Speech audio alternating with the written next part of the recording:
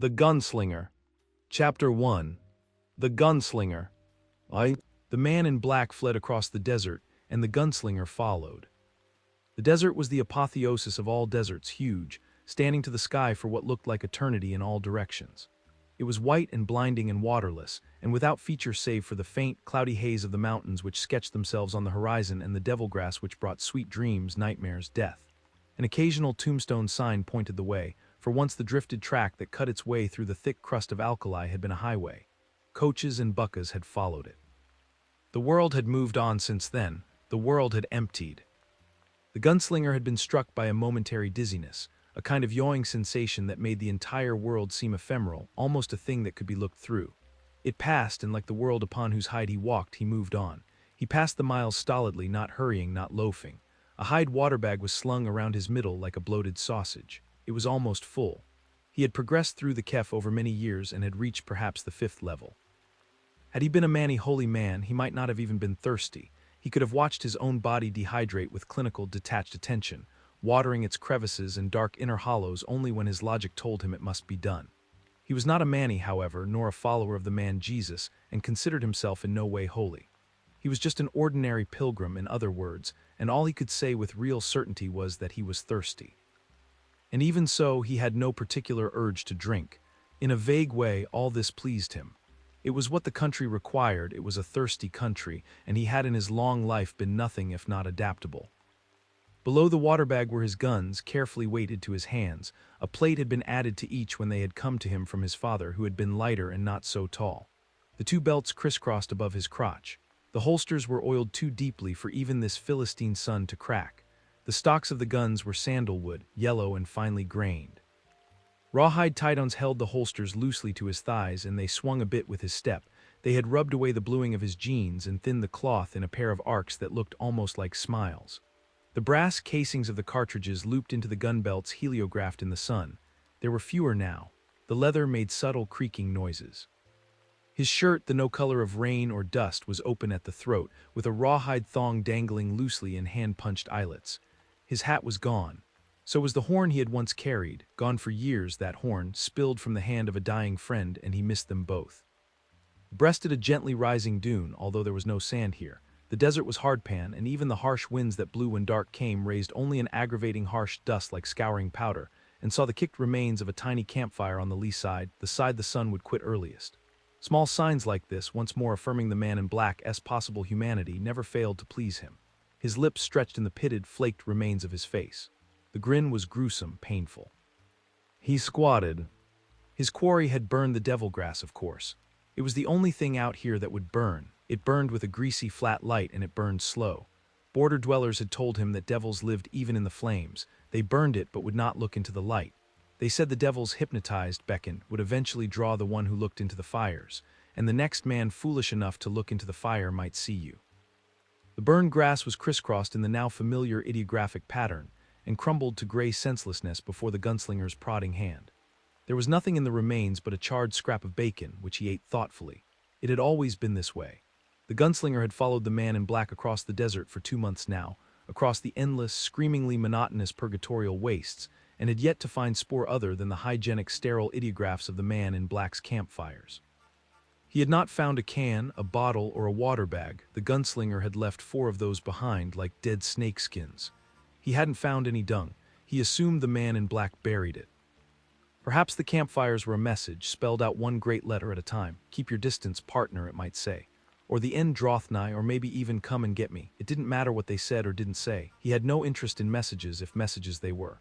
What mattered was that these remains were as cold as all the others, yet he had gained. He knew he was closer, but did not know how he knew. A kind of smell, perhaps, that didn't matter either. He would keep going until something changed, and if nothing changed, he would keep going anyway. There would be water if God willed it, the old-timers said. Water if God willed it, even in the desert. The gunslinger stood up, brushing his hands. No other trace. The wind, razor-sharp, had of course filed away even what scant tracks the hardpan might once have held. No manscat, no cast-off trash, never a sign of where those things might have been buried. Nothing. Only these cold campfires along the ancient highway moving southeast and the relentless rangefinder in his own head. Although of course it was more than that, the pull southeast was more than just a sense of direction, was even more than magnetism. He sat down and allowed himself a short pull from the water bag. He thought of that momentary dizziness earlier in the day, that sense of being almost untethered from the world, and wondered what it might have meant. Why should that dizziness make him think of his horn and the last of his old friends, both lost so long ago at Jericho Hill? He still had the guns, his father's guns, and surely they were more important than horns, or even friends.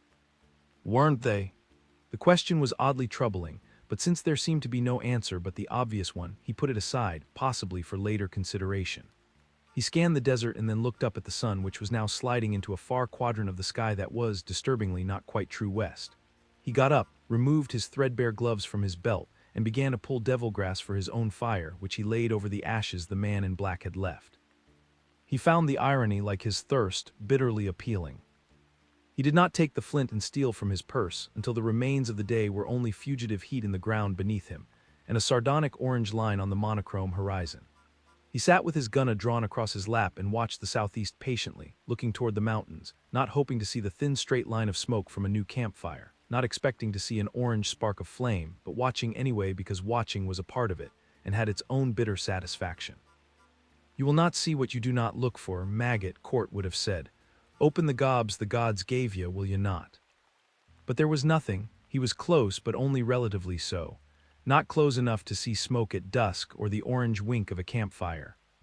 He laid the flint down the steel rod and struck his spark to the dry, shredded grass, muttering the old and powerful nonsense words as he did. "Sparkadark, where's my sire? Will I lay me? Will I stay me? Bless this camp with fire." It was strange how some of childhood's words and ways fell at the wayside and were left behind, while others clamped tight and rode for life, growing the heavier to carry as time passed. He lay down upwind of his little blazon, letting the dream smoke blow out toward the waist. The wind, except for occasional gyrating dust devils, was constant. Above the stars were unwinking, also constant. Suns and worlds by the million, dizzying constellations, cold fire in every primary hue. As he watched, the sky washed from violet to ebony. A meteor etched a brief, spectacular arc below Old Mother and winked out. The fire threw strange shadows as the devilgrass burned its slow way down into new patterns, not ideograms but a straightforward crisscross, vaguely frightening in its own no-nonsense surety. He had laid his fuel in a pattern that was not artful but only workable. It spoke of blacks and whites. It spoke of a man who might straighten bad pictures in strange hotel rooms.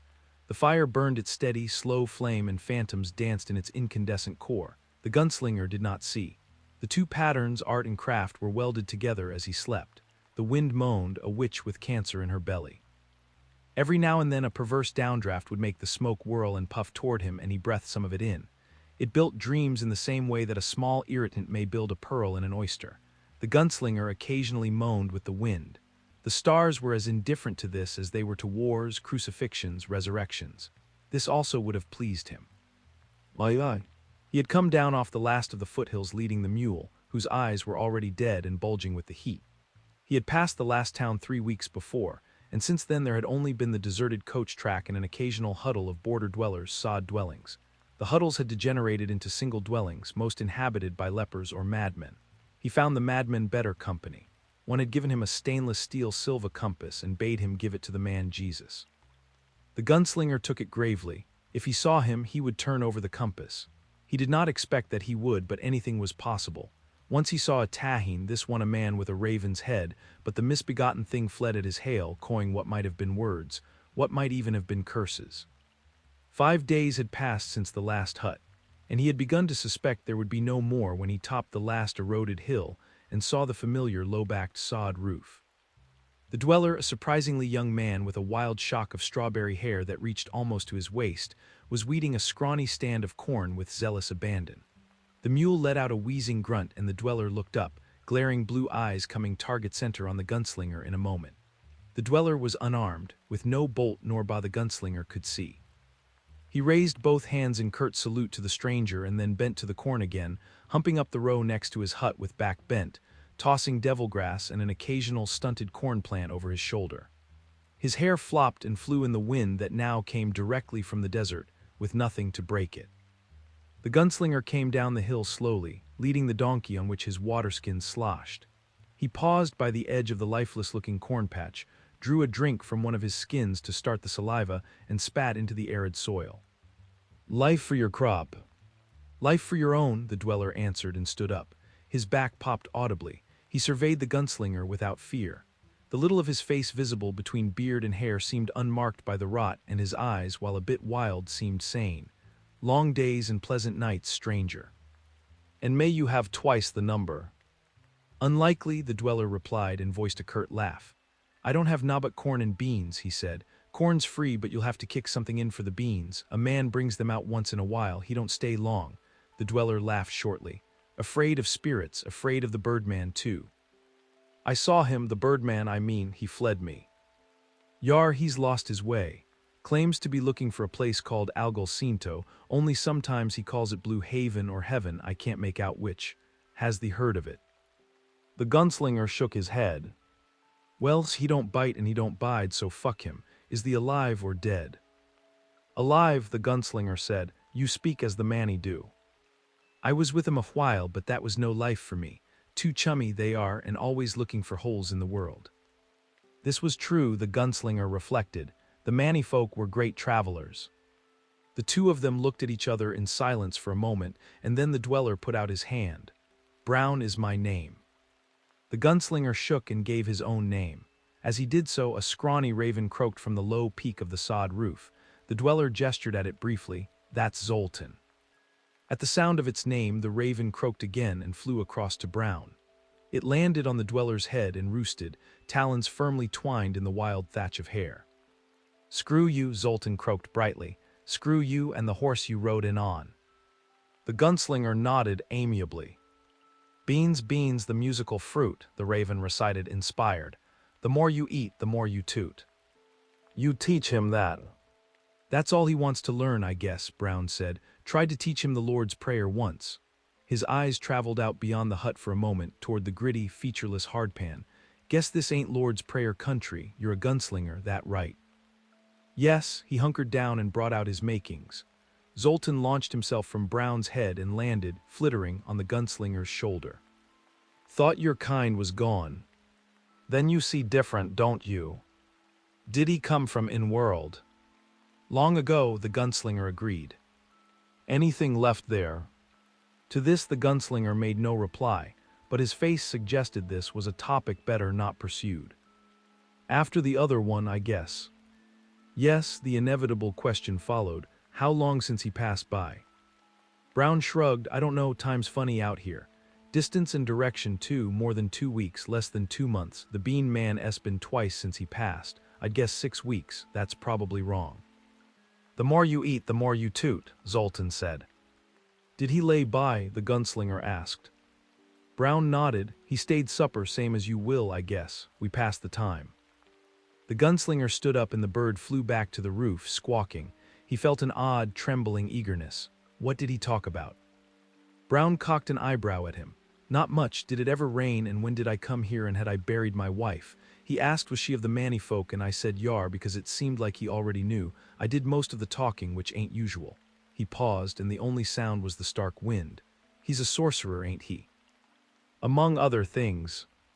Brown nodded slowly. I knew. He dropped a rabbit out of his sleeve, all gutted and ready for the pot. Are you? A sorcerer, he laughed. I'm just a man. You'll never catch him. I'll catch him.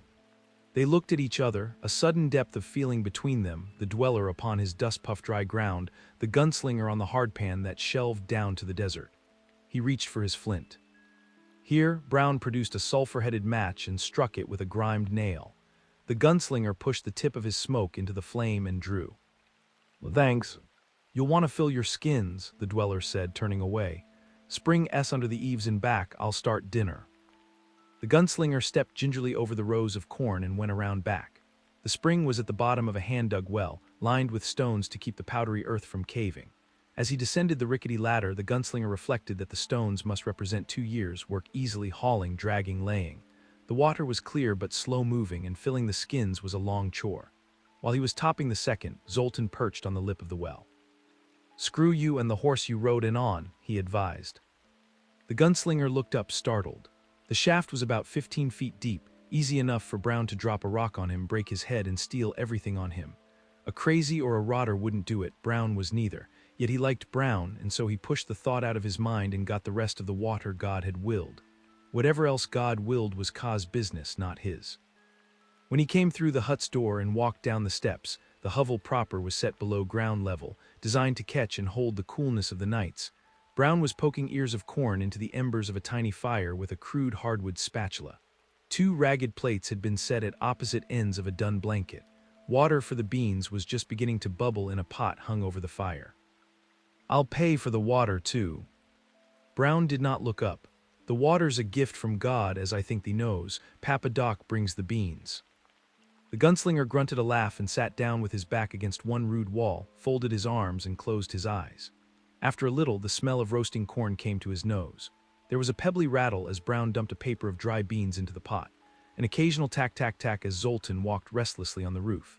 He was tired. He had been going 16 and sometimes 18 hours a day between here and the horror that had occurred in Tull, the last village. And he had been afoot for the last 12 days. The mule was at the end of its endurance, only living because it was a habit. Once he had known a boy named Shimi who'd had a mule. Shimi was gone now, they were all gone now, and there was only the 2 of them, him and the man in black. He had heard rumor of other lands beyond this, green lands in a place called Midworld, but it was hard to believe. Out here, green lands seemed like a child's fantasy. Tag, tag, tag. 2 weeks, Brown had said, or as many as 6, didn't matter. There had been calendars in Tull, and they had remembered the man in black because of the old man he had healed on his way through, just an old man dying of the weed, an old man of 35, and if Brown was right, he had closed a good deal of distance on the man in black since then. But the desert was next, and the desert would be hell. Tag, tag, tag. Lend me your wings, bird. I'll spread them and fly on the thermals. He slept. Ay, ay, ay. Brown woke him up an hour later. It was dark. The only light was the dull cherry glare of the banked embers. "Your mule has passed on," Brown said. "Tell you sorry, dinner's ready." "How?" Brown shrugged. "Roasted and boiled, how else, you picky." "No, the mule. It just laid over, that's all. It looked like an old mule." And with a touch of apology, Zoltan at the eyes. "Oh, he might have expected it, all right." Brown surprised him again when they sat down to the blanket that served as a table by asking a brief blessing. Rain, health, expansion to the spirit. "Do you believe in an afterlife?" the gunslinger asked him as Brown dropped 3 ears of hot corn onto his plate. Brown nodded. "I think this is it." IV. The beans were like bullets, the corn tough.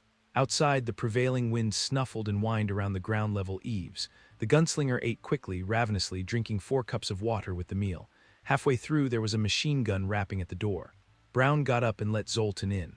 The bird flew across the room and hunched moodily in the corner. "Musical fruit," he muttered. "You ever think about eating him?" the gunslinger asked. The dweller laughed. "Animals that talk be tough," he said. "Birds, billy bumblers, human beings, they be tough eaten." After dinner, the gunslinger offered his tobacco. The dweller Brown accepted eagerly. Now the gunslinger thought, now the questions will come. But Brown asked no questions. He smoked tobacco that had been grown in Garland years before and looked at the dying embers of the fire. It was already noticeably cooler in the hovel. "Lead us not into temptation," Zoltan said suddenly, apocalyptically. The gunslinger started as if he had been shot at.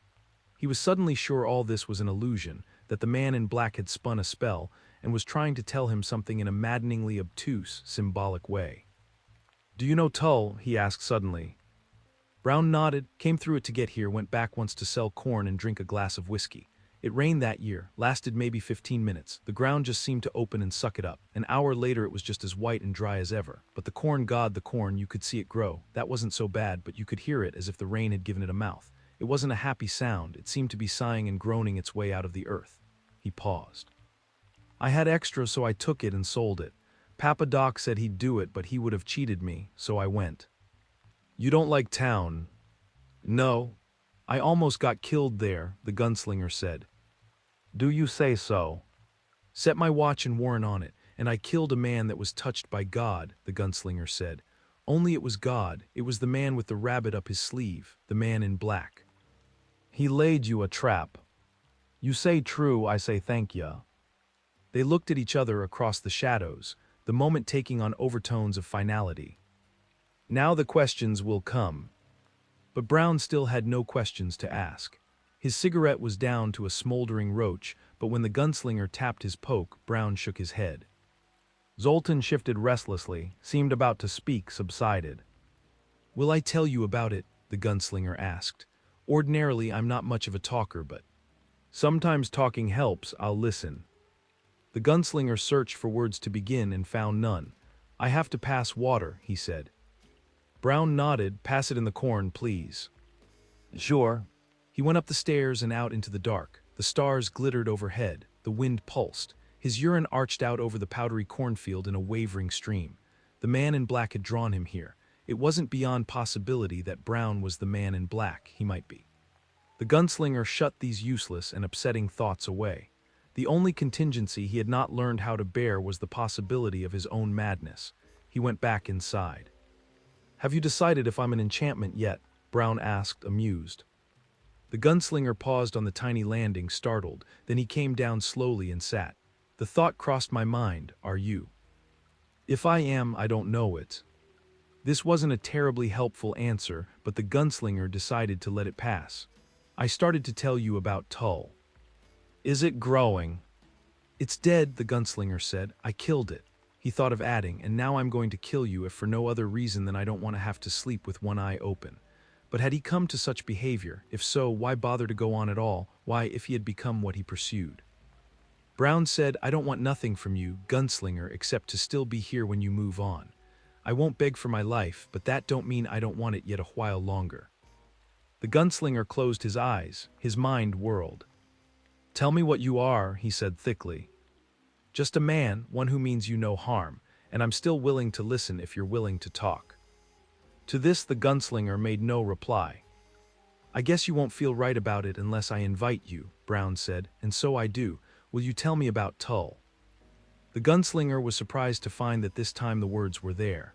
He began to speak in flat bursts that slowly spread into an even, slightly toneless narrative. He found himself oddly excited. He talked deep into the night. Brown did not interrupt at all, neither did the bird. He'd bought the mule in Pricetown, and when he reached Tull, it was still fresh. The sun had set an hour earlier, but the gunslinger had continued traveling, guided by the town glow in the sky, then by the uncannily clear notes of a honky-tonk piano playing Hey Jude. The road widened as it took on tributaries. Here and there were overhead sparklights, all of them long dead. The forests were long gone now, replaced by the monotonous flat prairie country. Endless, desolate fields gone to timothy and low shrubs. Eerie, deserted estates guarded by brooding, shadowed mansions where demons undeniably walked. Leering, empty shanties where the people had either moved on or had been moved along. An occasional dweller's hovel given away by a single flickering point of light in the dark, or by sullen, inbred clan fams toiling silently in the fields by day. Corn was the main crop, but there were beans and also some pokeberries. An occasional scrawny cow stared at him lumpishly from between peeled alder poles. Coaches had passed him 4 times, twice coming and twice going, nearly empty as they came up on him from behind and bypassed him and his mule, fuller as they headed back toward the forests of the north. Now and then a farmer passed with his feet up on the splashboard of his bucka, careful not to look at the man with the guns. It was ugly country. It had showered twice since he had left Pricetown, grudgingly both times. Even the timothy looked yellow and dispirited. Pass on by country. He had seen no sign of the man in black. Perhaps he had taken a coach. The road made a bend, and beyond it the gunslinger clucked the mule to a stop and looked down at Tull. It was at the floor of a circular, bowl-shaped hollow, a shoddy jewel in a cheap setting. There were a number of lights, most of them clustered around the area of the music. There looked to be 4 streets, 3 running at right angles to the coach road, which was the main avenue of the town. Perhaps there would be a cafe. He doubted it, but perhaps. He clucked at the mule.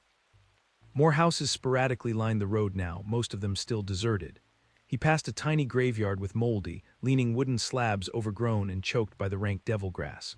Perhaps 500 feet further on he passed a chewed sign which said, Tull. The paint was flaked almost to the point of illegibility.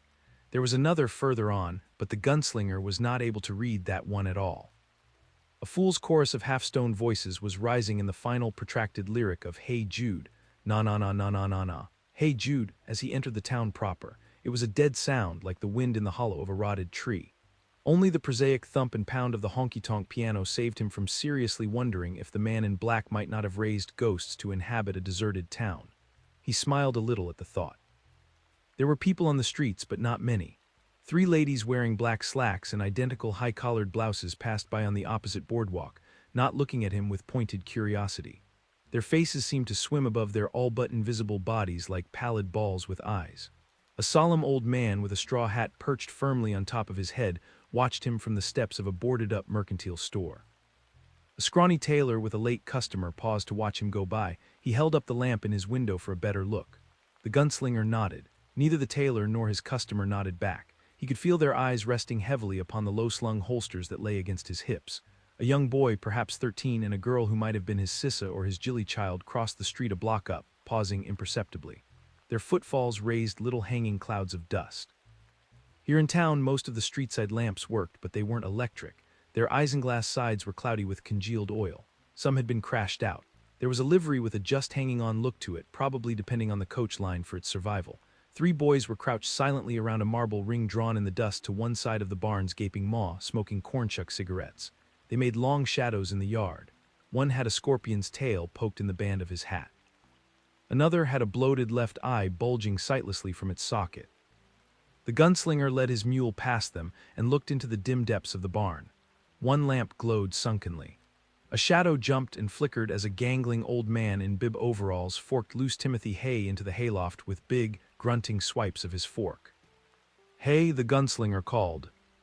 The fork faltered and the hostler looked around with yellow-tinged eyes. "Hay yourself." "I got a mule here." "Good for you." The gunslinger flicked a heavy, unevenly milled gold piece into the semidark. It rang on the old, chaff-drifted boards and glittered. The hostler came forward bent, picked it up, squinted at the gunslinger. His eyes dropped to the gun belts and he nodded sourly. "How long you want him put up?" "A night or 2, maybe longer." "I ain't got no change for gold." "Didn't ask for any." "Shoot up money," the hostler muttered. "What did you say?" "Nothing." The hostler caught the mule's bridle and led him inside. "Rub him down," the gunslinger called. "I expect to smell it on him when I come back, hear me well." The old man did not turn. The gunslinger walked out to the boys crouched around the marble ring. They had watched the entire exchange with contemptuous interest. "Long days and pleasant nights," the gunslinger offered conversationally. No answer. "You fellas live in town." No answer unless the scorpion's tail gave one. It seemed to nod. One of the boys removed a crazily tilted twist of cornshuck from his mouth, grasped a green cat's eye marble and squirted it into the dirt circle. It struck a croaker and knocked it outside. He picked up the cat's eye and prepared to shoot again. "There a cafe in this town?" the gunslinger asked. One of them looked up, the youngest. There was a huge cold sore at the corner of his mouth, but his eyes were both the same size and full of an innocence that wouldn't last long in this shithole. He looked at the gunslinger with hooded, brimming wonder that was touching and frightening. "Might get a burger at Sheb S. That the honky-tonk?" The boy nodded. "Yar." The eyes of his mates had turned ugly and hostile. He would probably pay for having spoken up in kindness. The gunslinger touched the brim of his hat. "I'm grateful. It's good to know someone in this town is bright enough to talk." He walked past, mounted the boardwalk, and started down toward Sheb S., hearing the clear, contemptuous voice of one of the others, hardly more than a childish treble. "We deed her. How long you been screwing your sister, Charlie? We deed her." Then the sound of a blow and a cry. There were 3 flaring kerosene lamps in front of Sheb's, one to each side and one nailed above the drunk-hung batwing doors. The chorus of "Hey Jude" had petered out and the piano was plinking some other old ballad. Voices murmured like broken threads. The gunslinger paused outside for a moment, looking in. Sawdust floor spittoons by the tipsy-legged tables, a plank bar on sawhorses, a gummy mirror behind it reflecting the piano player who wore an inevitable piano stool slouch. The front of the piano had been removed so you could watch the wooden keys honk up and down as the contraption was played. The bartender was a straw-haired woman wearing a dirty blue dress. One strap was held with a safety pin. There were perhaps 6 townies in the back of the room, juicing and playing Watch Me apathetically. Another half-dozen were grouped loosely about the piano, 4 or 5 at the bar, and an old man with wild gray hair collapsed at a table by the doors. The gunslinger went in. Heads swiveled to look at him and his guns. There was a moment of near silence, except for the oblivious piano player who continued to tinkle. Then the woman mopped at the bar and things shifted back. "Watch me," one of the players in the corner said, and matched 3 hearts with 4 spades, emptying his hand. The one with the heart swore, pushed over his stake, and the next hand was dealt. The gunslinger approached the woman at the bar. "You got meat?" he asked. Sure, she looked him in the eye and she might have been pretty when she started out, but the world had moved on since then. Now her face was lumpy and there a livid scar went corkscrewing across her forehead. She had powdered it heavily and the powder called attention to what it had been meant to camouflage. Clean beef, threaded stock, it's dear though. Threaded stock, my ass, the gunslinger thought. What you got in your cooler came from something with 3 eyes, 6 legs, or both, that's my guess, Lady Sigh. I want 3 burgers and a beer, would it please ya? Again that subtle shift in tone. 3 hamburgers, mouths watered and tongues licked at saliva with slow lust. 3 hamburgers. Had anyone here ever seen anyone eat 3 hamburgers at a go? That would go you $5, do you ken box? Dollars. She nodded, so she was probably saying bucks. That was his guess, anyway. That with the beer, he asked, smiling a little, or is the beer extra? She didn't return the smile. I'll throw in the suds, once I see the color of your money, that is. The gunslinger put a gold piece on the bar, and every eye followed it. There was a smoldering charcoal cooker behind the bar and to the left of the mirror. The woman disappeared into a small room behind it and returned with meat on a paper. She scrimped out 3 patties and put them on the grill.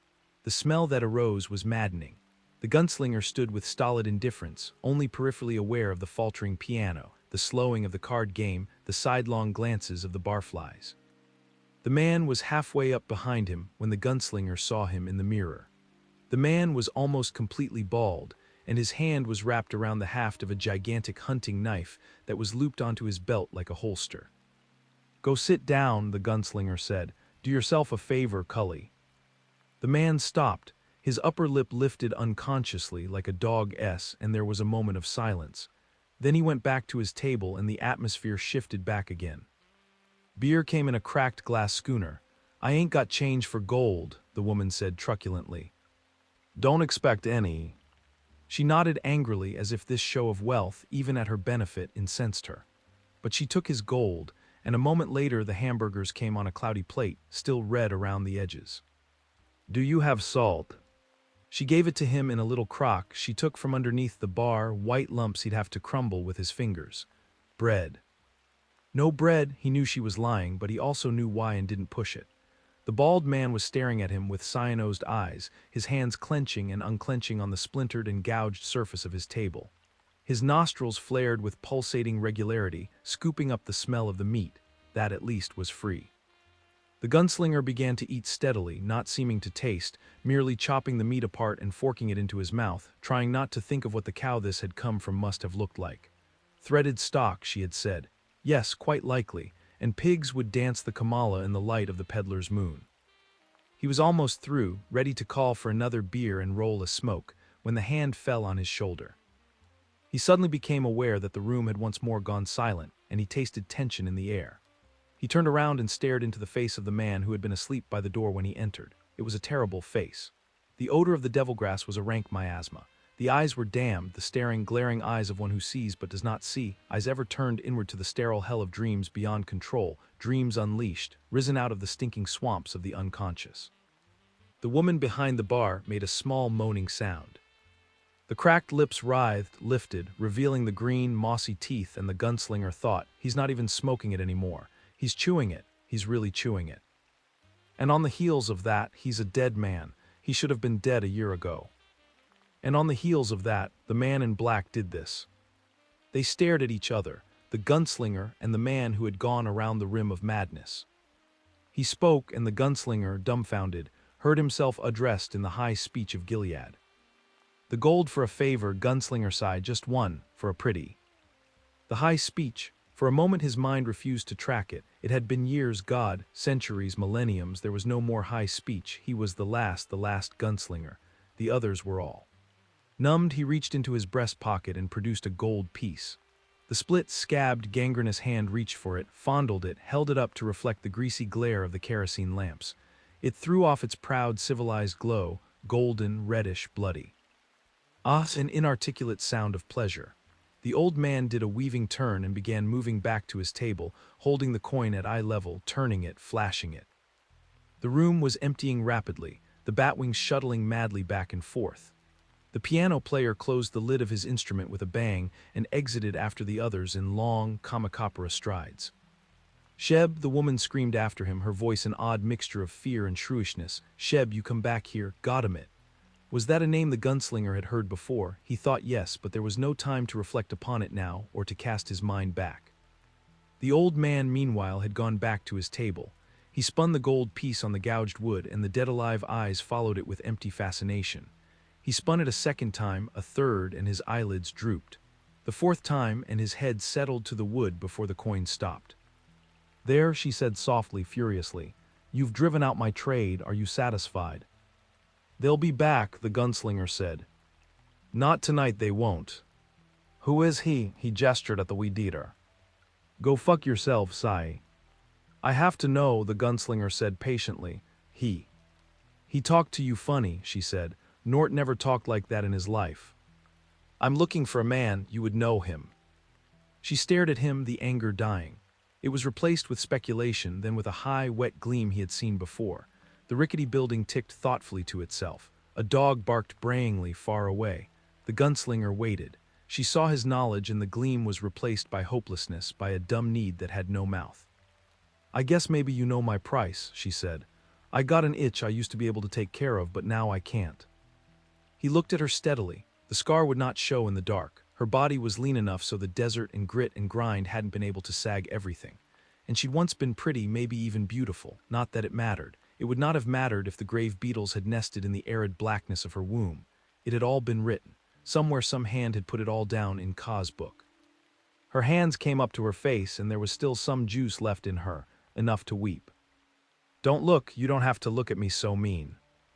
I'm sorry, the gunslinger said. I didn't mean to be mean. None of you mean it, she cried at him. Close the place up and put out the lights. She wept, hands at her face. He was glad she had her hands at her face, not because of the scar, but because it gave her back her maidenhood, if not her maidenhead. The pin that held the strap of her dress glittered in the greasy light. Will he steal anything? I'll put him out if he will. No, she whispered, Nort don't steal. Then put out the lights. She would not remove her hands until she was behind him, and she doused the lamps one by one, turning down the wicks and breathing the flames into extinction. Then she took his hand in the dark, and it was warm. She led him upstairs. There was no light to hide their act. Vi. He made cigarettes in the dark, then lit them and passed one to her. The room held her scent, fresh lilac, pathetic. The smell of the desert had overlaid it. He realized he was afraid of the desert ahead. His name is Nort, she said. No harshness had been worn out of her voice. Just Nort, he died. The gunslinger waited.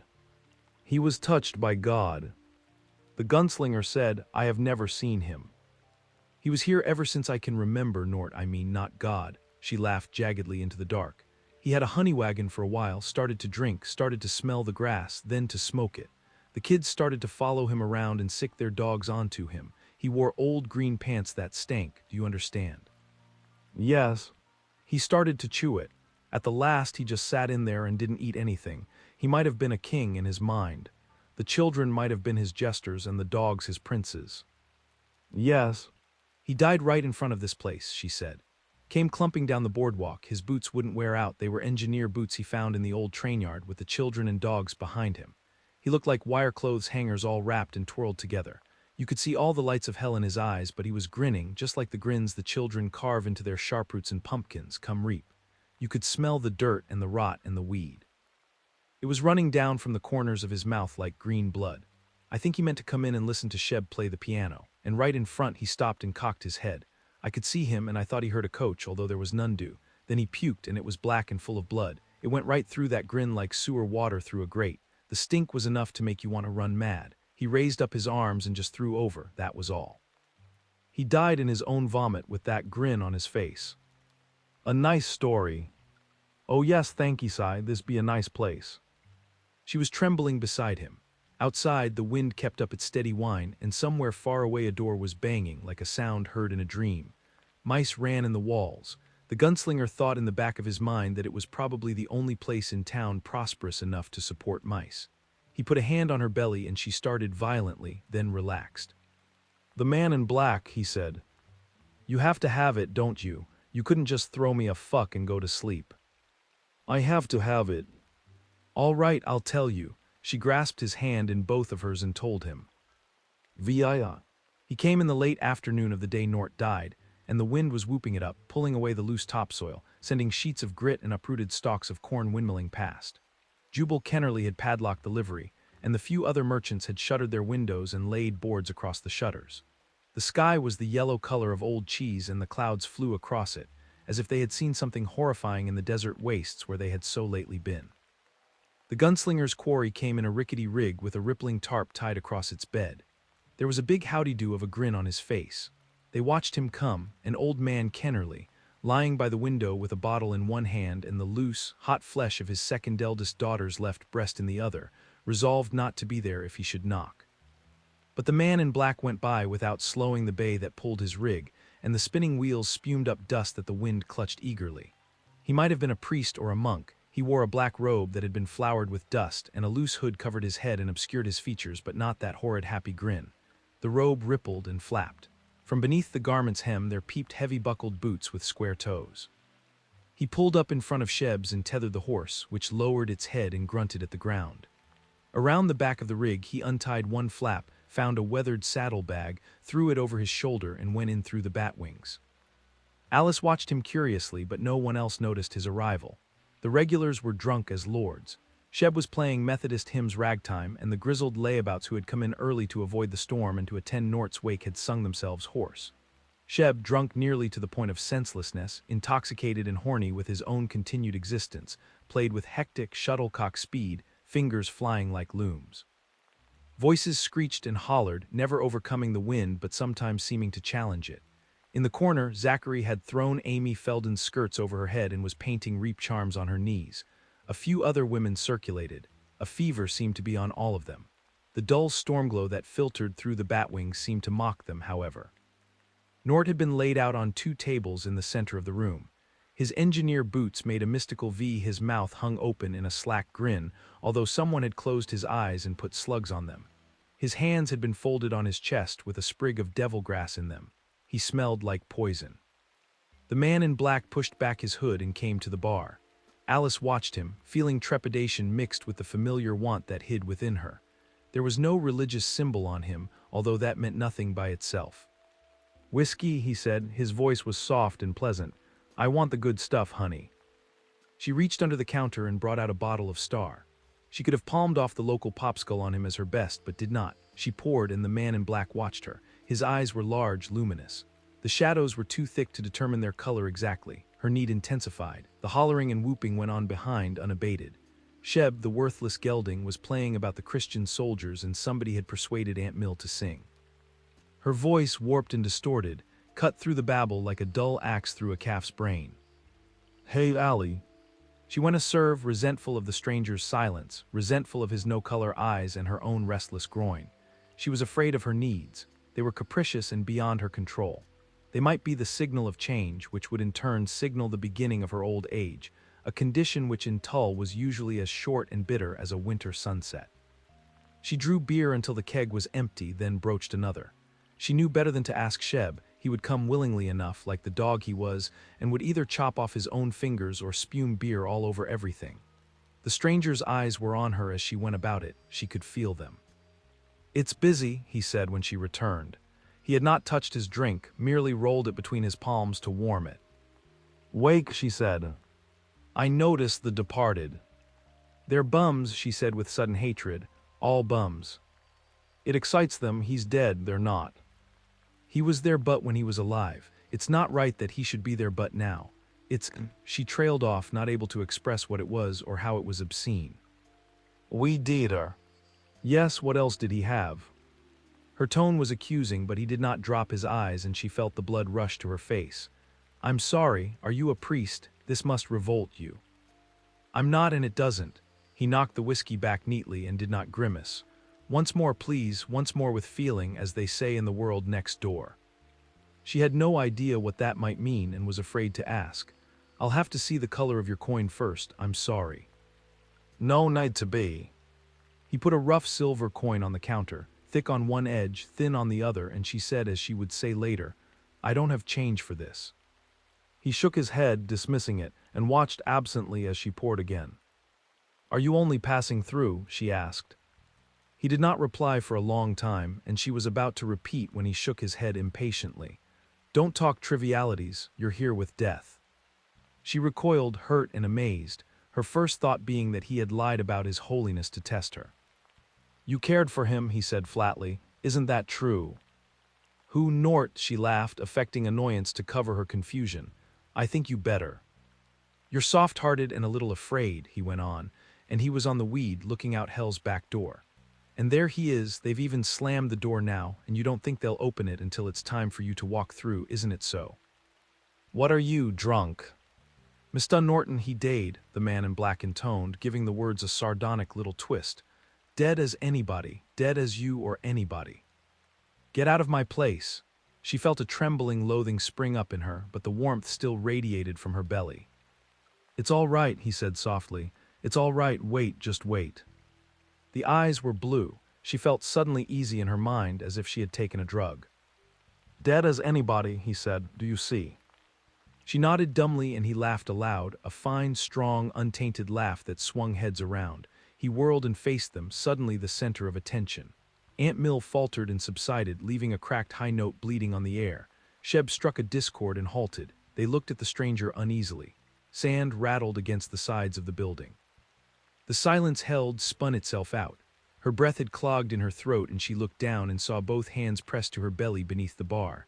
They all looked at him and he looked at them. Then the laugh burst forth again, strong, rich beyond denial, but there was no urge to laugh along with him. "I'll show you a wonder," he cried at them. But they only watched him, like obedient children taken to see a magician in whom they have grown too old to believe. The man in black sprang forward and Aunt Mill drew away from him. He grinned fiercely and slapped her broad belly. A short, unwitting cackle was forced out of her, and the man in black threw back his head. "It's better, isn't it?" Aunt Mill cackled again, suddenly broke into sobs and fled blindly through the doors. The others watched her go silently. The storm was beginning. Shadows followed each other, rising and falling on the white cyclorama of the sky. A man near the piano with a forgotten beer in one hand made a groaning, slobbering sound. The man in black stood over Nort, grinning down at him. The wind howled and shrieked and thrummed. Something large struck the side of the building hard enough to make it shake and then bounced away. One of the men at the bar tore himself free and headed for some quieter locale, moving in great grotesque strides. Thunder racketed the sky with a sound like some god coughing. "All right," the man in black grinned. "All right, let's get down to it." He began to spit into Nort's face, aiming carefully. The spittle gleamed on the corpse's forehead, purled down the shaven beak of his nose. Under the bar, her hands worked faster. Sheb laughed loon-like and hunched over. He began to cough up phlegm, huge and sticky gobs of it, and let fly. The man in black roared approval and pounded him on the back. Sheb grinned, one gold tooth twinkling. Some fled, others gathered in a loose ring around Nort. His face and the dewlapped rooster wrinkles of his neck and upper chest gleamed with liquid so precious in this dry country. And suddenly the rain of spit stopped, as if on signal.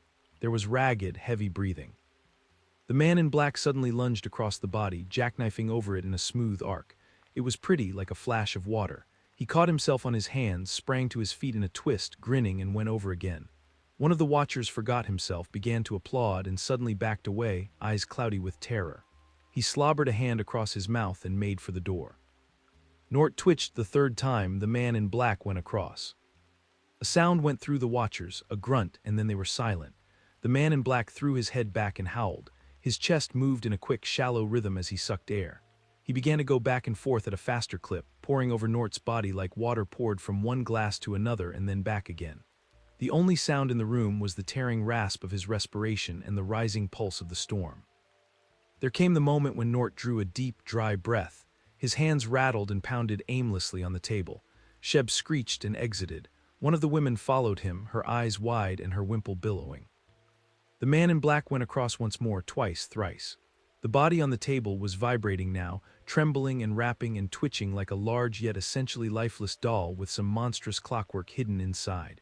The smell of rot and excrement and decay billowed up in choking waves. There came a moment when his eyes opened. Allie felt her numb and feelingless feet propelling her backward. She struck the mirror, making it shiver, and blind panic took over. She bolted like a steer. "So here's your wonder," the man in black called after her, panting. I've given it to you, now you can sleep easy. Even that isn't irreversible, although it's so goddamned funny," and he began to laugh again. The sound faded as she raced up the stairs, not stopping until the door to the 3 rooms above the bar was bolted. She began to giggle then, rocking back and forth on her haunches by the door. The sound rose to a keening wail that mixed with the wind. She kept hearing the sound Nort had made when he came back to life, the sound of fists knocking blindly on the lid of a coffin. What thoughts, she wondered, could be left in his reanimated brain? What had he seen while dead? How much did he remember? Would he tell? Were the secrets of the grave waiting downstairs?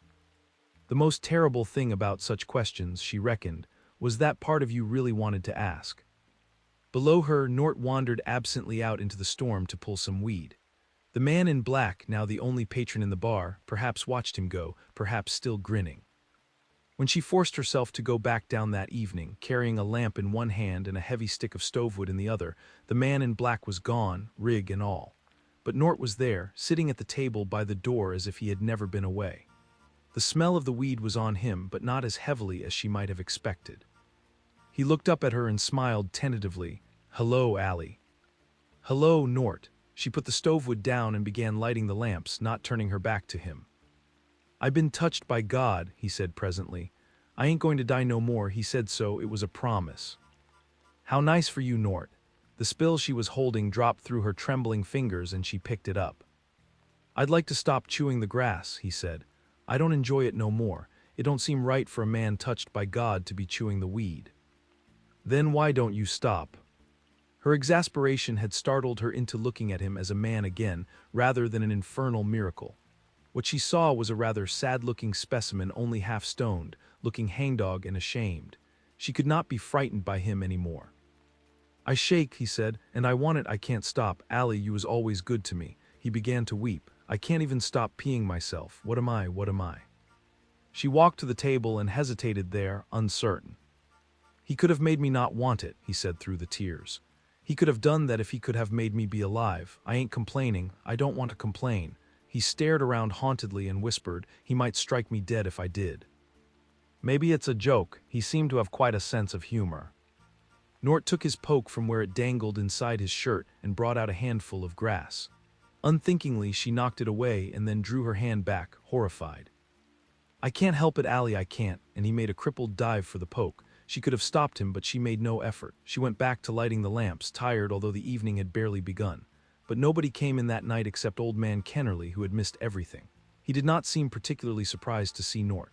Perhaps someone had told him what had happened. He ordered beer, asked where Sheb was, and pawed her. Later, Nort came to her and held out a folded piece of paper in one shaky no-right-to-be-alive hand. "He left you this," he said. "I near forgot. If I'd forgot, he would have come back and killed me, sure." Paper was valuable, a commodity much to be treasured, but she didn't like to handle this. It felt heavy, nasty. Written on it was a single word. "Allie, how dee he know my name?" she asked Nort, and Nort only shook his head. She opened it and read this.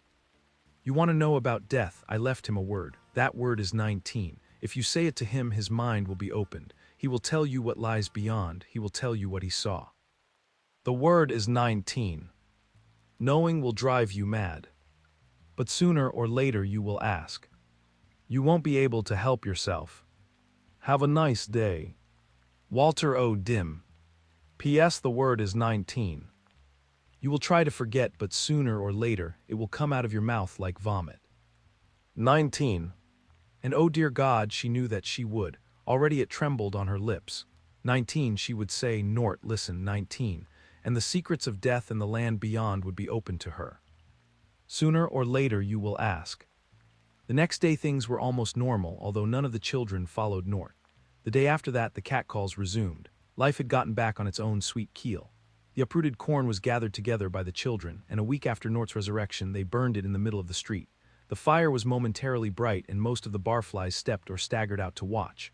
They looked primitive. Their faces seemed to float between the flames and the ice-chipped brilliance of the sky. Allie watched them and felt a pang of fleeting despair for the sad times of this world. The loss. Things had stretched apart. There was no glue at the center anymore. Somewhere something was tottering, and when it fell, all would end. She had never seen the ocean, never would. "If I had guts," she murmured. "If I had guts, guts, guts." Nort raised his head at the sound of her voice and smiled emptily at her from hell. She had no guts, only a bar and a scar, and a word. It struggled behind her closed lips. Suppose she were to call him over now and draw him close despite his stink. Suppose she said the word into the waxy bugger lug he called an ear. His eyes would change. They would turn into his eyes, those of the man in the robe. And then Nort would tell what he'd seen in the land of death, what lay beyond the earth and the worms. I'll never say that word to him. But the man who had brought Nort back to life and left her a note, left her a word like a cocked pistol she would someday put to her temple, had known better.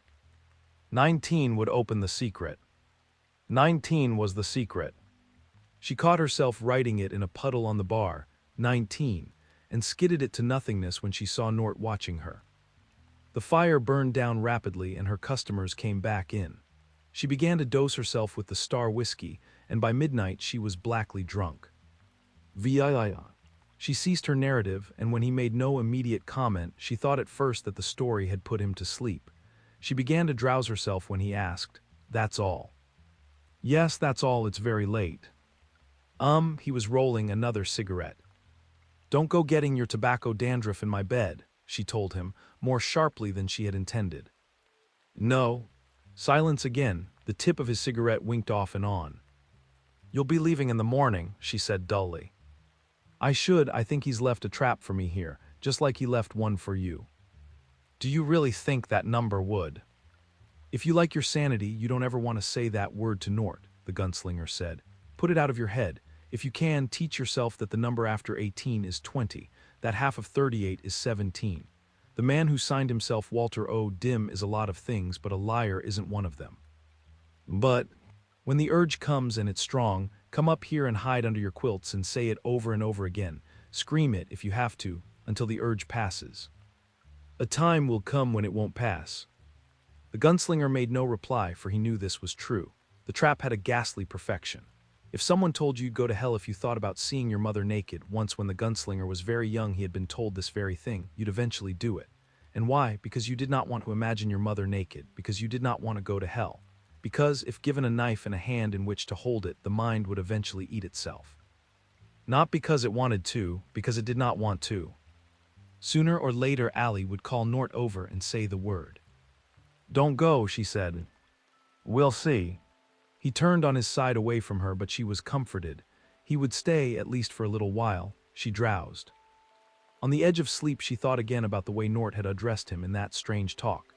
It was the only time she had seen her strange new lover express emotion. Even his lovemaking had been a silent thing, and only at the last had his breathing roughened and then stopped for a second or two. He was like something out of a fairy tale or a myth, a fabulous, dangerous creature. Could he grant wishes? She thought the answer was yes, and that she would have hers. He would stay a while. That was wish enough for a luckless, scarred bitch such as she. Tomorrow was time enough to think of another or a third. She slept. In the morning she cooked him grits, which he ate without comment. He shoveled them in without thinking about her, hardly seeing her. He knew he should go. Every minute he sat here the man in black was further away, probably out of the hardpan and arroyos and into the desert by now. His path had been undeviatingly southeast, and the gunslinger knew why. "Do you have a map?" he asked, looking up. "Of the town," she laughed. "There isn't enough of it to need a map." "No, of what's southeast of here." Her smile faded. "The desert, just the desert. I thought you'd stay for a little." "What's on the other side of the desert?" "How would I know? Nobody crosses it. Nobody's tried since I was here." She wiped her hands on her apron, got pot holders, and dumped the tub of water she had been heating into the sink, where it splashed and steamed. "The clouds all go that way. It's like something sucks them." He got up. "Where are you going?" She heard the shrill fear in her voice and hated it. "To the stable. If anyone knows, the hostler will." He put his hands on her shoulders. The hands were hard, but they were also warm. "And to arrange for my mule. If I'm going to be here, he should be taken care of for when I leave." "But not yet," she looked up at him. "But you watch that Kennerly. If he doesn't know a thing, he'll make it up." "Thank you, Allie." When he left, she turned to the sink, feeling the hot, warm drift of her grateful tears. How long since anyone had thanked her, someone who mattered. Lex. Kennerly was a toothless and unpleasant old satyr who had buried 2 wives and was plagued with daughters. 2 half-grown ones peeked at the gunslinger from the dusty shadows of the barn. A baby drooled happily in the dirt. A full-grown one, blonde, dirty, and sensual, watched with a speculative curiosity as she drew water from the groaning pump beside the building. She caught the gunslinger's eye, pinched her nipples between her fingers, dropped him a wink, and then went back to pumping. The hostler met him halfway between the door to his establishment and the street. His manner vacillated between a kind of hateful hostility and craven fawning. "Bane cared for never fear at," he said, and before the gunslinger could reply, Kennerly turned on his daughter with his fists up, a desperate, scrawny rooster of a man. "You get in, Subi, you get right the hell in." Subi began to drag her bucket sullenly toward the shack appended to the barn. "You met my mule," the gunslinger said. "Yes, I ain't seen no mule in quite a time, especially one that looks as threaded as yourn 2 eyes, 4 legs." His face squinched together alarmingly in an expression meant to convey either extreme pain or the notion that a joke had been made. The gunslinger assumed it was the latter, although he had little or no sense of humor himself.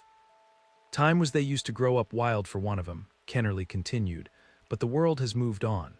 Ain't seen nothin' but a few muty oxen and the coach horses and Subi, I'll whale you 'fore God." "I don't bite," the gunslinger said pleasantly. Kennerly cringed and grinned. The gunslinger saw the murder in his eyes quite clearly, and although he did not fear it, he marked it as a man might mark a page in a book, one that contained potentially valuable instructions.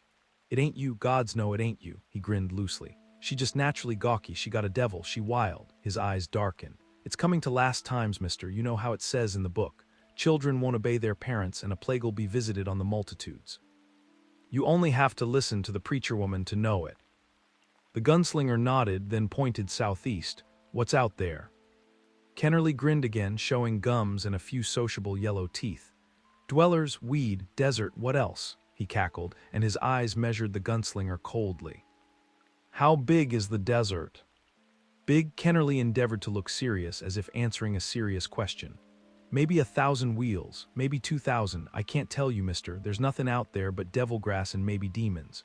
Heard there was a speakin' ring Sommers on the far side, but that us probably a lie. That's the way the other fellow went. The one who fixed up Norty when he was sick." "Sick, I heard he was dead." Kennerly kept grinning. Well, maybe, but we're growed-up men, ain't we?" "But you believe in demons." Kennerly looked affronted. "That's a lot different, preacher woman says." He blathered and palavered ever onward. The gunslinger took off his hat and wiped his forehead. The sun was hot, beating steadily. Kennerly seemed not to notice. Kennerly had a lot to say, none of it sensible. In the thin shadow by the livery, the baby girl was gravely smearing dirt on her face. The gunslinger finally grew impatient and cut the man off in mid-spate. "You don't know what's after the desert." Kennerly shrugged. "Some might. The coach ran through part of it 50 years ago. My pap said so. He used to say 'twas mountains, others say an ocean, a green ocean with monsters, and some say that's where the world ends. That there ain't nothing but lights that'll drive a man blind in the face of God with his mouth open to eat them up." "Drivel," the gunslinger said shortly. "Sure it is," Kennerly cried happily. He cringed again, hating, fearing, wanting to please. "You see, my mule is looked after." He flicked Kennerly another coin, which Kennerly caught on the fly. The gunslinger thought of the way a dog will catch a ball. "Surely you stayin' a little." "I guess I might, there'll be water." "If God wills it, sure." Kennerly laughed unhappily, and his eyes went on wanting the gunslinger stretched out dead at his feet. "That alley's pretty nice when she wants to be, ain't she?" The hostler made a loose circle with his left fist and began poking his right finger rapidly in and out of it. "Did you say something?" the gunslinger asked remotely. Sudden terror dawned in Kennerly's eyes like twin moons coming over the horizon. He put his hands behind his back like a naughty child caught with the jam jar. "No, Si, not a word, and I'm right sorry if I did." He caught sight of Subi leaning out a window and whirled on her. "I'll whale you now, you little slut whore. 'Fore God, I'll." The gunslinger walked away, aware that Kennerly had turned to watch him, aware of the fact that he could whirl and catch the hostler with some true and untinctured emotion distilled on his face. Why bother? It was hot, and he knew what the emotion would be, just hate of the outsider. He'd gotten all the man had to offer. The only sure thing about the desert was its size. The only sure thing about the town was that it wasn't all played out here. Not yet. Excite. He and Allie were in bed when Sheb kicked the door open and came in with the knife. It had been 4 days and they had gone by in a blinking haze. He ate. He slept. He had sex with Allie. He found that she played the fiddle and he made her play it for him. She sat by the window in the milky light of daybreak, only a profile, and played something haltingly that might have been good if she'd had some training. He felt a growing but strangely absent-minded affection for her and thought this might be the trap the man in black had left behind. He walked out sometimes. He thought very little about everything. He didn't hear the little piano player come up. His reflexes had sunk. That didn't seem to matter either, although it would have frightened him badly in another time and place. Allie was naked, the sheet below her breasts, and they were preparing to make love. "Please," she was saying, "like before, I want that, I want." The door crashed open and the piano player made his ridiculous knock-kneed run for the sun. Allie did not scream, although Sheb held an 8-inch carving knife in his hand. He was making a noise and inarticulate blabbering. He sounded like a man being drowned in a bucket of mud. Spittle flew. He brought the knife down with both hands and the gunslinger caught his wrists and turned them. The knife went flying. Sheb made a high screeching noise like a rusty screen door. His hands fluttered in marionette movements, both wrists broken. The wind gritted against the window. Allie's looking glass on the wall, faintly clouded and distorted, reflected the room. "She was mine," he wept. "She was mine first, mine." Allie looked at him and got out of bed. She put on a wrapper, and the gunslinger felt a moment of empathy for a man who must be seeing himself coming out on the far end of what he once had. He was just a little man, and the gunslinger suddenly knew where he had seen him before, known him before. "It was for you," Sheb sobbed. "It was only for you, Allie. It was you first, and it was all for you. Oh God, dear God." The words dissolved into a paroxysm of unintelligibilities, finally to tears. He rocked back and forth, holding his broken wrists to his belly. "SHHH, let me see." She knelt beside him. "Broken, Sheb, you ass, how will you make your living now? Didn't you know you were never strong?" She helped him to his feet. He tried to hold his hands to his face, but they would not obey, and he wept nakedly. "Come on over to the table and let me see what I can do." She led him to the table and set his wrists with slats of kindling from the fire box. He wept weakly and without volition. "Medgies," the gunslinger said, and the little piano player looked around, eyes wide. The gunslinger nodded, amiably enough now that Sheb was no longer trying to stick a knife in his lights. "Medgies," he said again, "on the clean sea." "What about it? You were there, weren't you? Many and many, as they did say." "What if I was? I don't remember you."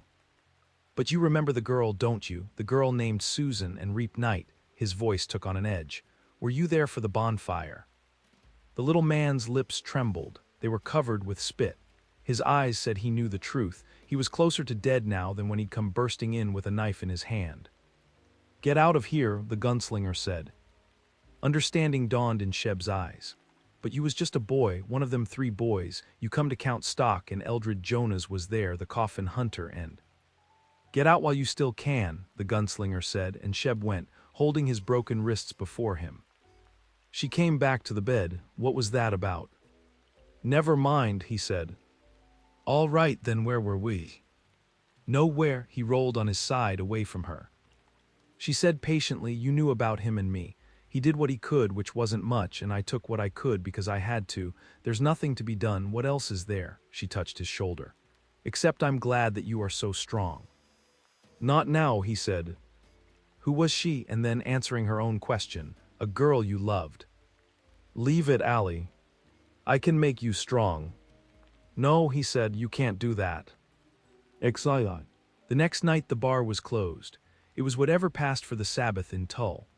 The gunslinger went to the tiny, leaning church by the graveyard while Allie washed tables with strong disinfectant and rinsed kerosene lamp chimneys in soapy water. An odd purple dusk had fallen, and the church, lit from the inside, looked almost like a blast furnace from the road. "I don't go," Allie had said shortly. "The woman who preaches has poisoned religion. Let the respectable ones go." He stood in the vestibule, hidden in a shadow, looking in. The pews were gone and the congregation stood. He saw Kennerly and his brood, Kastner, owner of the town's scrawny dry goods emporium, and his slat-sided wife, a few barflies, a few town women he had never seen before, and surprisingly Sheb. They were singing a hymn raggedly, a cappella. He looked curiously at the mountainous woman at the pulpit. Allie had said, "She lives alone, hardly ever sees anybody. Only comes out on Sunday to serve up the hellfire. Her name is Sylvia Pittston. She's crazy, but she's got the hoodoo on them. They like it that way, it suits them." No description could take the measure of the woman, breasts like earthworks, a huge pillar of a neck overtopped by a pasty white moon of a face in which blinked eyes so large and so dark that they seemed to be bottomless tarns. Her hair was a beautiful rich brown and it was piled atop her head in a haphazard sprawl, held by a hairpin almost big enough to be a meat skewer. She wore a dress that seemed to be made of burlap. The arms that held the hymnal were slabs. Her skin was creamy, unmarked, lovely. He thought that she must top 300 pounds. He felt a sudden red lust for her that made him feel shaky, and he turned his head and looked away. Shall we gather at the river? The beautiful, the river. Shall we gather at the river? That flows by the kingdom of God. The last note of the last chorus faded off, and there was a moment of shuffling and coughing. She waited. When they were settled, she spread her hands over them as if in benediction. It was an evocative gesture. My dear little brothers and sisters in Christ. It was a haunting line. For a moment the gunslinger felt mixed feelings of nostalgia and fear, stitched in with an eerie feeling of déjà vu, and he thought, I dreamed this, or I was here before. If so, when? Not Medji's, no, not there. He shook the feeling off. The audience, perhaps 25 all told, had become dead silent. Every eye touched the preacher woman. The subject of our meditation tonight is the interloper. Her voice was sweet, melodious, the speaking voice of a well-trained contralto. A little rustle ran through the audience. I feel, Sylvia Pittston said reflectively, that I know almost everyone in the good book personally. In the last 5 years I have worn out 3 of them, precious though any book be in this ill world, and uncountable numbers before that. I love the story, and I love the players in that story. I have walked arm in arm in the lion's den with Daniel. I stood with David when he was tempted by Bathsheba as she bathed at the pool. I have been in the fiery furnace with Shadrach, Meshach, and Abednego. I slew 2,000 with Samson when he swung the jawbone and was blinded with St. Paul on the road to Damascus. I wept with Mary at Golgotha. A soft, shirring sigh in the audience. I have known and loved them. There is only one, she held up a finger, only one player in the greatest of all dramas that I do not know. Only one who stands outside with his face in the shadow. Only one who makes my body tremble and my spirit quail. I fear him. I don't know his mind, and I fear him. I fear the interloper. Another sigh. One of the women had put a hand over her mouth as if to stop a sound and was rocking. The interloper who came to Eve as a snake on its belly in the dust, grinning and writhing. The interloper who walked among the children of Israel while Moses was up on the mount, who whispered to them to make a golden idol, a golden calf, and to worship it with foulness and fornication. Moans, nods. The interloper. He stood on the balcony with Jezebel and watched as King Ahaz fell screaming to his death, and he and she grinned as the dogs gathered and lapped up his blood. Oh, my little brothers and sisters, watch thou for the interloper. Yes, oh Jesus. This was the man the gunslinger had first noticed coming into town, the one with the straw hat. He's always been there, my brothers and sisters, but I don't know his mind, and you don't know his mind.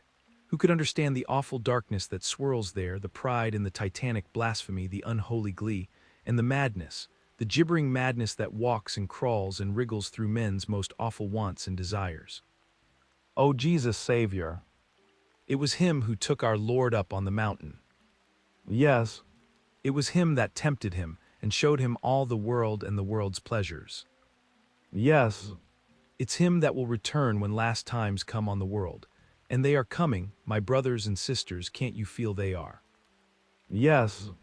Rocking and sobbing, the congregation became a sea. The woman seemed to point at all of them and none of them.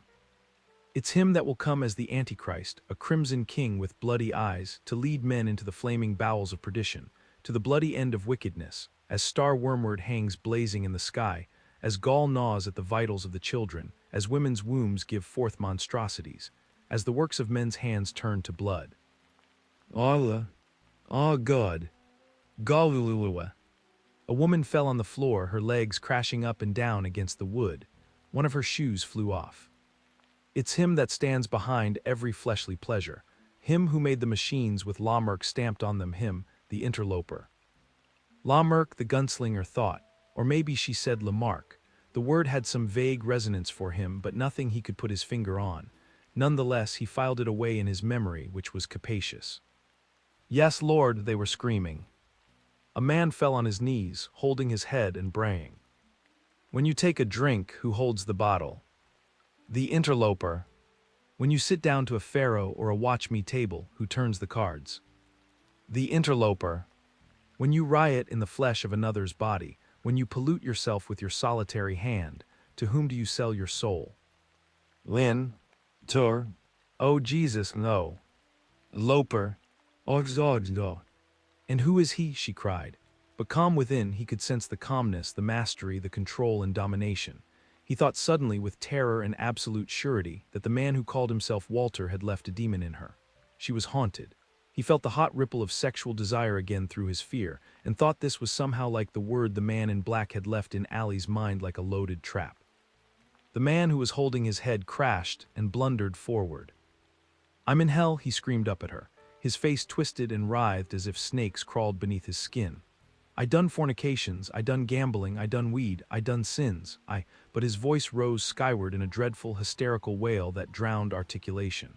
He held his head as if it would burst like an overripe cantaloupe at any moment. The audience stilled as if a cue had been given, frozen in their half-erotic poses of ecstasy. Sylvia Pittston reached down and grasped his head. The man's cry ceased as her fingers, strong and white, unblemished and gentle, worked through his hair. He looked up at her dumbly. Who was with you in sin? She asked. Her eyes looked into his, deep enough, gentle enough, cold enough to drown in. The interloper. Called who? Called Lord High Satan, raw, oozing whisper. Will you renounce? Eagerly, yes, yes, oh my Jesus Savior. She rocked his head, he stared at her with the blank, shiny eyes of the zealot. If he walked through that door, she hammered a finger at the vestibule shadows where the gunslinger stood, would you renounce him to his face? On my mother's name. Do you believe in the eternal love of Jesus? He began to weep. You're fucking A, I do. He forgives you that, Johnson. Praise God, Johnson said, still weeping. I know he forgives you just as I know he will cast out the unrepentant from his palaces and into the place of burning darkness beyond the end of end world. Praise God, the congregation drained spoke it solemnly. Just as I know this interloper, this Satan, this lord of flies and serpents will be cast down and crushed, will you crush him if you see him, Johnson? Yes, and praise God, Johnson wept, wit boat feet. Will you crush him if you see him, brothers and sisters? Yes, oh Satan. If you see him sashing down Main Street tomorrow. Praise God. The gunslinger faded back out the door and headed for town. The smell of the desert was clear in the air, almost time to move on. Almost. Exile. In bed again. She won't see you, Allie said. She sounded frightened. She doesn't see anybody. She only comes out on Sunday evenings to scare the hell out of everybody. How long has she been here? 12 years or maybe only 2. Time's funny as thou knows. Let's not talk about her. Where did she come from? Which direction? I don't know's lying. Allie. I don't know. Allie. All right, she came from the dwellers, from the desert. I thought so. He relaxed a little, southeast in other words, along the path he followed, the one he could even see in the sky sometimes. And he guessed the preacher woman had come a lot further than from the dwellers or even the desert. How had she traveled so far, by way of some old machine that still worked, a train, mayhap? Where does she live?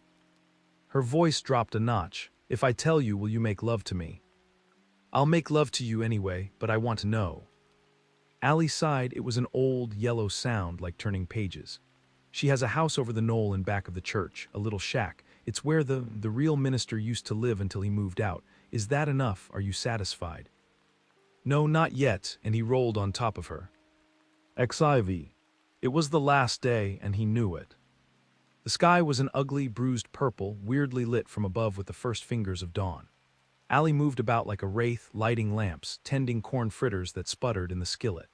He had loved her hard after she had told him what he had to know, and she had sensed the coming end and had given more than she had ever given, and she had given it with desperation against the coming of dawn, given it with the tireless energy of 16. But she was pale this morning, on the brink of menopause again. She served him without a word. He ate rapidly, chewing, swallowing, chasing each bite with hot coffee. Allie went to the batwings and stood staring out at the morning, at the silent battalions of slow-moving clouds. It's going to dust up today. I'm not surprised. Are you ever? She asked ironically, and turned to watch him get his hat. He clapped it on his head and brushed past her. Sometimes, he told her, he only saw her once more alive. XV. By the time he reached Sylvia Pittston's shack, the wind had died utterly and the whole world seemed to wait. He had been in desert country long enough to know that the longer the lull, the harder the blow when it finally came. A queer, flat light hung over everything. There was a large wooden cross nailed to the door of the place, which was leaning and tired. He rapped and waited. No answer. He rapped again. No answer. He drew back and kicked in the door with one hard shot of his right boot. A small bolt on the inside ripped free. The door banged against a haphazardly planked wall and scared rats into skittering flight. Sylvia Pittston sat in the hall in a mammoth ironwood rocker and looked at him calmly with those great and dark eyes. The stormlight fell on her cheeks in crazy half-dones. She wore a shawl. The rocker made tiny squeaking noises. They looked at each other for a long, clockless moment. "You will never catch him," she said. "You walk in the way of evil."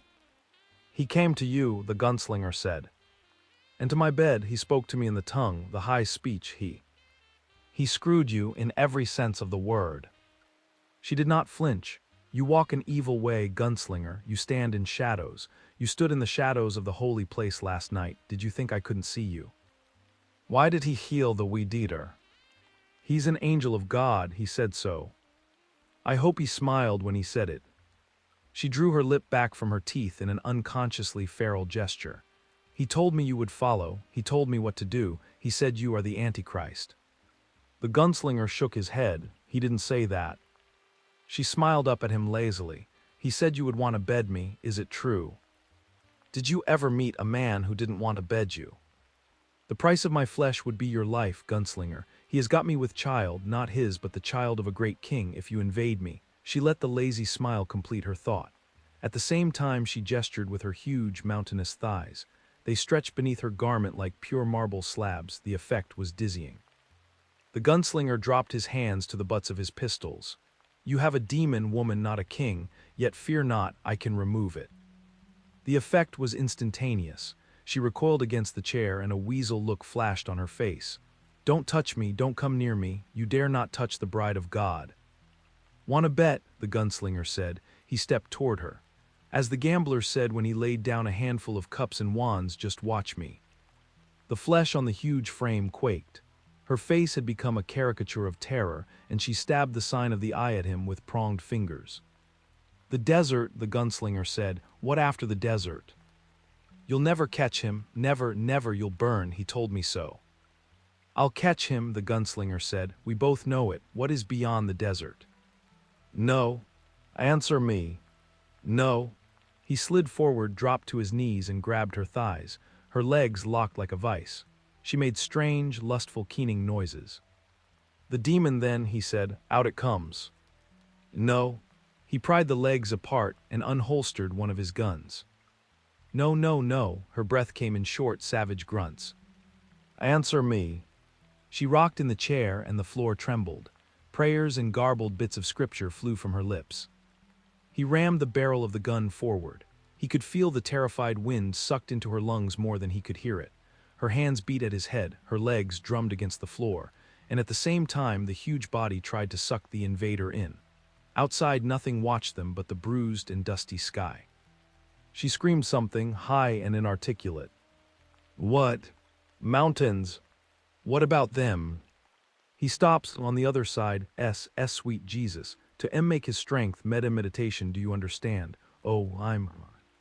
The whole huge mountain of flesh suddenly strained forward and upward, yet he was careful not to let her secret flesh touch him. Then she seemed to wilt and grow smaller, and she wept with her hands in her lap. "So," he said, getting up, "the demon is served, eh? Get out, you've killed the child of the Crimson King, but you will be repaid. I set my watch and warrant on it. Now get out, get out." He stopped at the door and looked back.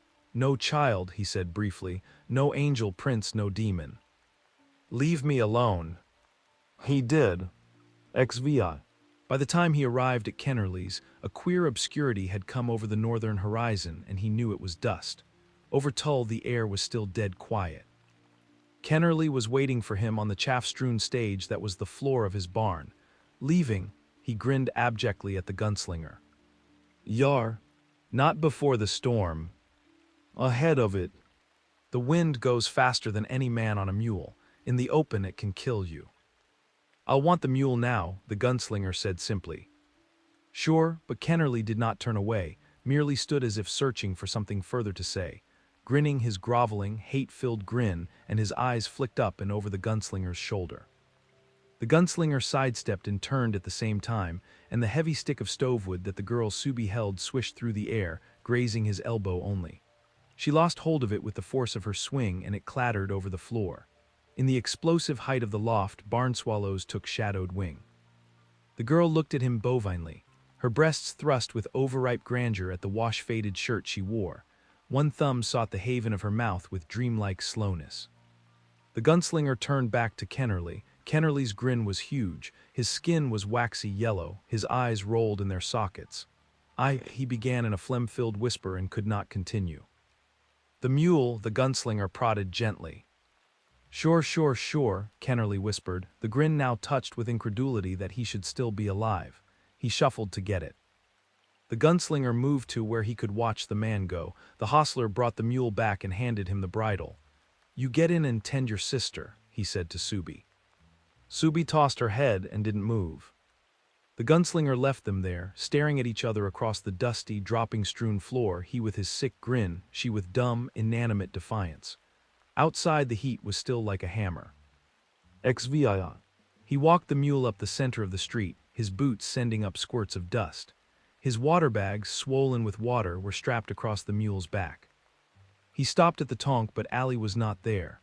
The place was deserted, battened down for the storm, but still dirty from the night before. It stank of sour beer. He filled his tote sack with cornmeal, dried and roasted corn, and half of the raw hamburg in the cooler. He left 4 gold pieces stacked on the plank counter. Allie did not come down. Sheb's piano bid him a silent, yellow-toothed toodaloo. He stepped back out and cinched the tote sack across the mule's back. There was a tight feeling in his throat. He might still avoid the trap, but the chances were small. He was, after all, the interloper. He walked past the shuttered waiting buildings, feeling the eyes that peered through cracks and chinks. The man in black had played God in Tull. He had spoken of a king's child, a red prince. Was it only a sense of the cosmic comic or a matter of desperation? It was a question of some importance. There was a shrill, harried scream from behind him, and doors suddenly threw themselves open. Forms lunged. The trap was sprung. Men in long handles and men in dirty dungarees. Women in slacks and in faded dresses. Even children tagging after their parents. And in every hand there was a chunk of wood or a knife. His reaction was automatic, instantaneous, inbred. He whirled on his heels while his hands pulled the guns from their holsters, the butts heavy and sure in his hands. It was Allie, and of course it had to be Allie, coming at him with her face distorted, the scar a hellish purple in the lowering light. He saw that she was held hostage. The distorted, grimacing face of Sheb peered over her shoulder like a witch's familiar. She was his shield and sacrifice. He saw it all, clear and shadowless in the frozen, deathless light of the sterile calm, and heard her. "Kill me, Roland, kill me. I said the word 19, I said, and he told me, I can't bear it." The hands were trained to give her what she wanted. He was the last of his breed, and it was not only his mouth that knew the high speech. The guns beat their heavy, atonal music into the air. Her mouth flapped and she sagged, and the guns fired again. The last expression on her face might have been gratitude. Sheb's head snapped back. They both fell into the dust. They've gone to the land of 19, he thought, whatever is there. Sticks flew through the air, rained on him. He staggered, fended them off. One with a nail pounded raggedly through it, ripped at his arm and drew blood. A man with a beard, stubble, and sweat-stained armpits lunged, flying at him with a dull kitchen knife held in one paw. The gunslinger shot him dead, and the man thumped into the street. His false teeth shot out as his chin struck and grinned, spit-shiny in the dirt. "Satan," someone was screaming, "the accursed, bring him down." The interloper, another voice cried. Sticks rained on him. A knife struck his boot and bounced. The interloper, the Antichrist. He blasted his way through the middle of them, running as the bodies fell, his hands picking the targets with ease and dreadful accuracy. 2 men and a woman went down, and he ran through the hole they left. He led them a feverish parade across the street and toward the rickety general store barber shop that faced Sheb's. He mounted the boardwalk, turned again, and fired the rest of his loads into the charging crowd. Behind them, Sheb and Allie and the others lay crucified in the dust. They never hesitated or faltered, although every shot he fired found a vital spot, and although they had probably never seen a gun. He retreated, moving his body like a dancer to avoid the flying missiles. He reloaded as he went with a rapidity that had also been trained into his fingers. They shuttled busily between gun belts and cylinders. The mob came up over the boardwalk and he stepped into the general store and rammed the door closed. The large display window to the right shattered inward and 3 men crowded through. Their faces were zealously blank, their eyes filled with bland fire. He shot them all and the 2 that followed them. They fell in the window, hung on the jutting shards of glass, choking the opening. The door crashed and shuddered with their weight and he could hear her voice. "The killer, your souls, the cloven hoof." The door ripped off its hinges and fell straight in, making a flat hand clap. Dust puffed up from the floor. Men, women, and children charged him, spittle and stovewood flew. He shot his guns empty and they fell like 9 pins in a game of points. He retreated into the barber shop, shoving over a flour barrel, rolling it at them, throwing a pan of boiling water that contained 2 nicked straight razors. They came on, screaming with frantic incoherency. From somewhere, Sylvia Pittston exhorted them, her voice rising and falling in blind inflections.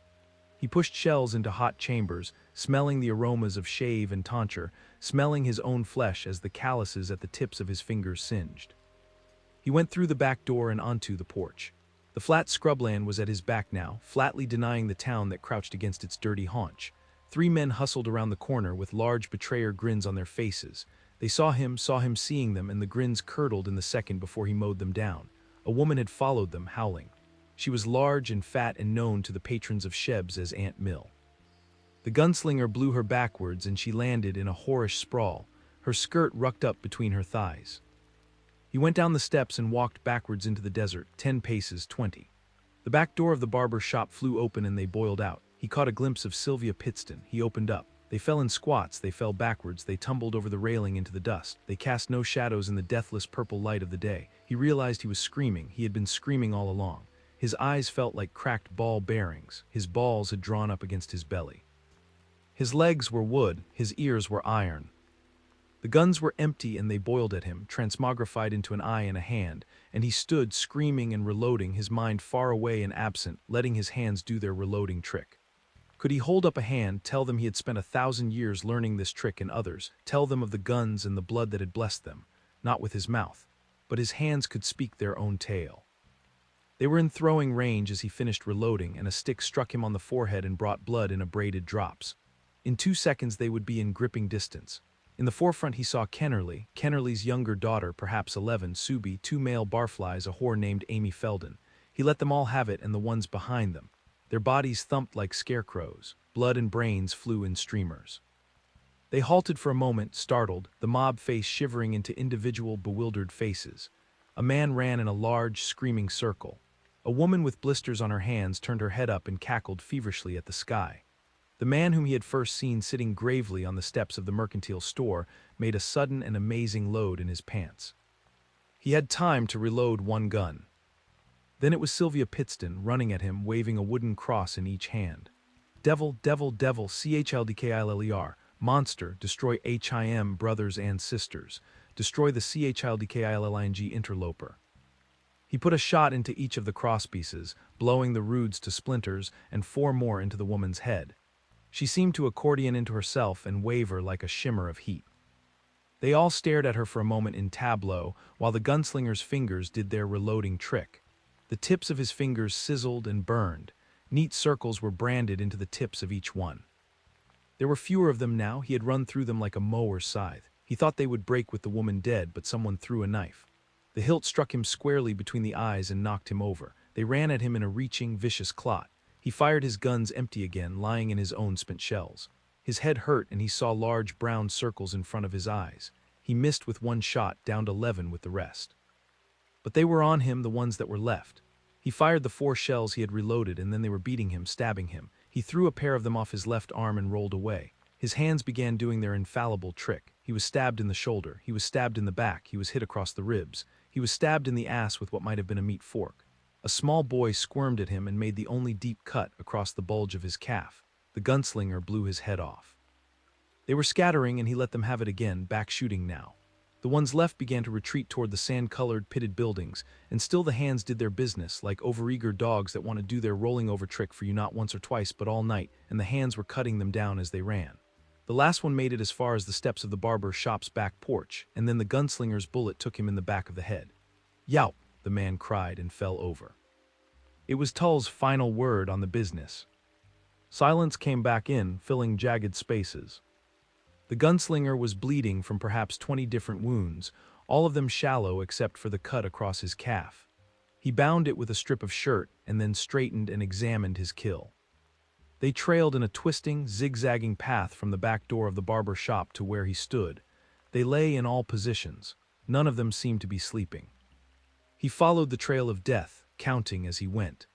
In the general store, one man sprawled with his arms wrapped lovingly around the cracked candy jar he had dragged down with him. He ended up where he had started, in the middle of the deserted Main Street. He had shot and killed 39 men, 14 women, and 5 children. He had shot and killed everyone in Tull. A sickish sweet odor came to him on the first of the dry, stirring wind.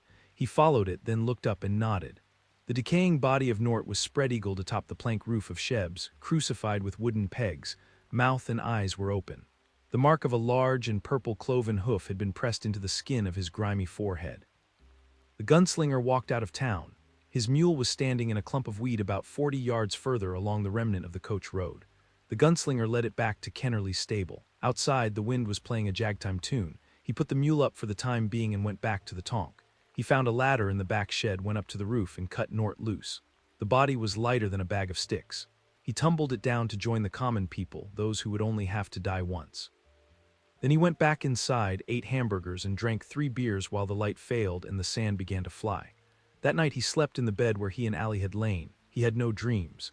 The next morning the wind was gone and the sun was its usual bright and forgetful self. The bodies had gone south like tumbleweeds with the wind. At mid-morning, after he had bound all his cuts, he moved on as well. XVII. He thought Brown had fallen asleep. The fire was down to no more than a spark, and the bird, Zoltan, had put his head under his wing. Just as he was about to get up and spread a pallet in the corner, Brown said, "There, you've told it. Do you feel better?" The gunslinger started. "Why would I feel bad?" "You're human, you said, no demon, or did you lie?" "I didn't lie." He felt the grudging admittance in him. He liked Brown, honestly did, and he hadn't lied to the dweller in any way. "Who are you, Brown, really, I mean?" "Just me," he said, unperturbed. "Why do you have to think you're in the middle of such a mystery?" The gunslinger lit a smoke without replying. "I think you're very close to your man in black," Brown said. "Is he desperate?" "I don't know. Are you?" "Not yet," the gunslinger said. He looked at Brown with a shade of defiance. "I go where I have to go, do what I have to do." "That's good then," Brown said, and turned over and went asleep. XIX. The next morning Brown fed him and sent him on his way. In the daylight he was an amazing figure with his scrawny, sunburnt chest, pencil-like collarbones, and loony shock of red hair. The bird perched on his shoulder. "The mule?" the gunslinger asked. "I'll eat it," Brown said. "Okay." Brown offered his hand and the gunslinger shook it. The dweller nodded to the southeast. "Walk easy, long days and pleasant nights." "May you have twice the number." They nodded at each other, and then the man Allie had called Roland walked away, his body festooned with guns and water. He looked back once. Brown was rooting furiously at his little corned. The crow was perched on the low roof of his dwelling like a gargoyle. Exact. The fire was down and the stars had begun to pale off. The wind walked restlessly, told its tale to no one. The gunslinger twitched in his sleep and was still again. He dreamed a thirsty dream. In the darkness the shape of the mountains was invisible. Any thoughts of guilt, any feelings of regret had faded. The desert had baked them out. He found himself thinking more and more about Court, who had taught him to shoot. Court had known black from white. He stirred again and woke. He blinked at the dead fire with its own shape superimposed over the other, more geometrical one. He was a romantic, he knew it, and he guarded the knowledge jealously. It was a secret he had shared with only a few over the years. The girl named Susan, the girl from Medji's, had been one of them. That, of course, made him think of Court again. Court was dead. They were all dead except for him. The world had moved on. The gunslinger shouldered his gunna and moved on with it.